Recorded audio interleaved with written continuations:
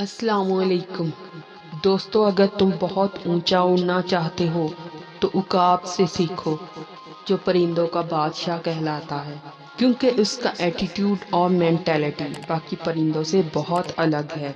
जब बारिश होती है तो सारे परिंदे अपने घोंसलों में जाकर पनाह लेते हैं, लेकिन उकाब बादलों से ही ऊपर उड़ने लग जाता है।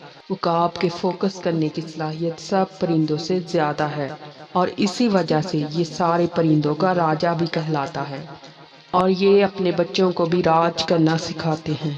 उकाब माँ अपने छोटे से बच्चों को अपने पंजों में लेकर 15 किलोमीटर बुलंदी तक ले जाती है।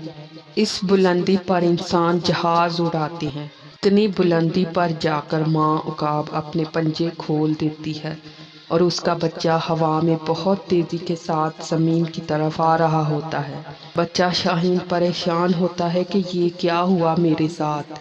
कुछ और नीचे आने के बाद वो सोचता है कि वो मर जाएगा, लेकिन साथ ही उसे याद आता है कि उसके पास तो पंख मौजूद है जिनको खोलकर वो अपनी जान बचा सकता है, मगर उसके पंख अभी उड़ने के काबिल नहीं होते।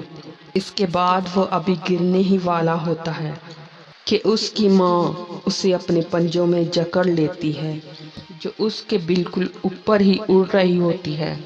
शाहीन माँ अपने बच्चों की उड़ने की ट्रेनिंग ऐसे ही करती है जब तक उसका बच्चा उड़ने के काबिल नहीं बन जाता।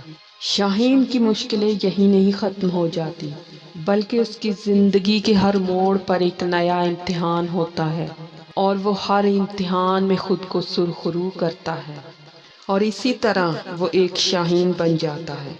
बिल्कुल इसी तरह ज़िंदगी भी इंसान के जितने ज़्यादा इम्तिहान लेती है, वो उतना ही मजबूत और काबिल बन जाता है।